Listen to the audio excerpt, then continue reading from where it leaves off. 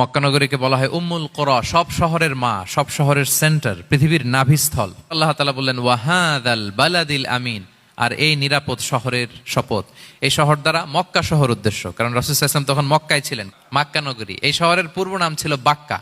এবং আল্লাহ তাআলা বলেছেন মান দাখালাহু কানা আমিনা, এখানে যে প্রবেশ করবে সে নিরাপদ। হেরেমের মধ্যে কিন্তু কাউকে আক্রমণ করা যায় না, কোনো খুনিও যদি ঢুকে যায় অ্যাটাক করা যাবে। তো জাহেলি যুগে এমনটা ঘটতো, কারোর সাথে কারো শত্রুতা হলে, ধরেন যে একজন তার বাবাকে হত্যা করেছে, তো সে তাকে পেয়েছে, ওই লোক বাঁচার জন্য দৌড়াতে দৌড়াতে হেরেমের ভিতরে ঢুকে যেত, কারণ সে জানে যে হেরেমে ঢুকলে সে আমাকে মারবে না। তো পরে সে যখন হেরেম থেকে বেরোতো, আবার তার সাথে যুদ্ধ শুরু হতো। এবং এই শহরের এত মর্যাদার কারণ হচ্ছে সাইয়েদনা ইব্রাহিম আলাইহিস সালাম, তিনি আল্লাহর কাছে দোয়া করেছিলেন যে রব্বি জাআল হাযা বালাদান আমিনা, হে আল্লাহ আপনি এই শহরকে নিরাপদ করেন।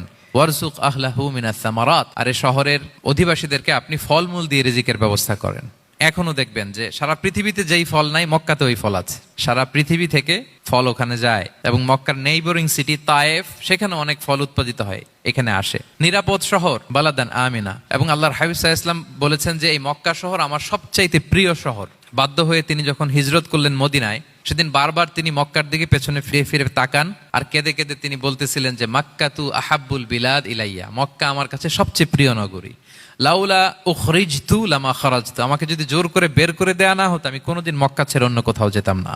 আল্লাহর হাবিব সাল্লাল্লাহু আলাইহি ওয়াসাল্লামের সবচেয়ে প্রিয় শহর ছিল মক্কা, এবং এটা আল্লাহর হাবিব সাল্লাল্লাহু আলাইহি ওয়াসাল্লামের জন্মস্থান। মাকান মাউলিদির রাসূল, রাসূল সাল্লাল্লাহু আলাইহি ওয়াসাল্লামের বিলাদাত হয়েছে এই শহরে। এবং এই শহরকে আল্লাহ বলেছেন মাসাবাতান লিন্নাসি ওয়া আমনা, মানুষের মিলনস্থল, কেন্দ্রস্থল। সারা পৃথিবী থেকে মানুষ ওখানে যায়। আপনি যে রমাদানে যদি মক্কায় যান, আল্লাহু আকবার, লক্ষ লক্ষ উমরা পালনকারী সেখানে, ইউরোপ থেকে, আফ্রিকা থেকে, অস্ট্রেলিয়া থেকে, এশিয়া থেকে, সারা পৃথিবীর মানুষের মিলনস্থল। ওখানে গেলে আপনি দেখবেন মাসাবাতান লিন্নাসি ওয়া আমনা, নিরাপদ জায়গা এবং মানুষের মিলনস্থল। এটা এখানে এমন মসজিদ আল্লাহ রেখেছেন কাবা ঘরের চারদিকে, এটাকে বলা হয় মসজিদুল হারাম, যে মসজিদে 1 রাকাত সালাত পড়লে 1 লক্ষ রাকাতের সওয়াব হয়।